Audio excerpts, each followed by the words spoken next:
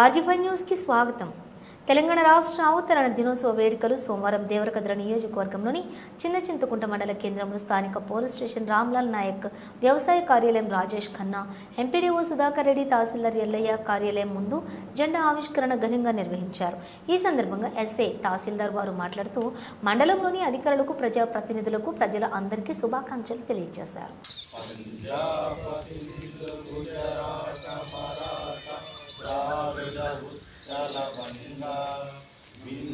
हिमाचल यमुना गंगा उच्चल जलधितरंगा तव शुभ नामे गाहे तव शुभ आशीष माहे गाहे तव जय गाथा जन गण मंगल दायक जय हे भारत भाग्य विधाता जय हे जय हे जय हे जय जय जय जय हे हेड्स अप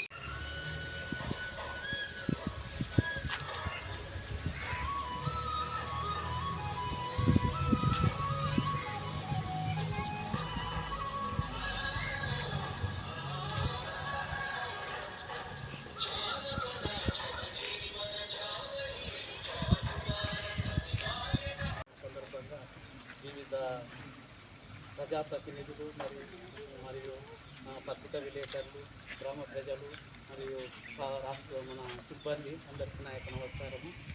ఈరోజు రాష్ట్రం ఏర్పడిన ప్రతి సంవత్సరము జూన్ 2 తారీఖున రాష్ట్ర అవతరణ దినోత్సవం జరుపుకుంటాము. ఇది భారతదేశంలో 29వ రాష్ట్రంగా ఏర్పడింది. అది ఆంధ్రప్రదేశ్ భాగం నుండి విడదీయన రోజు ఈరోజు.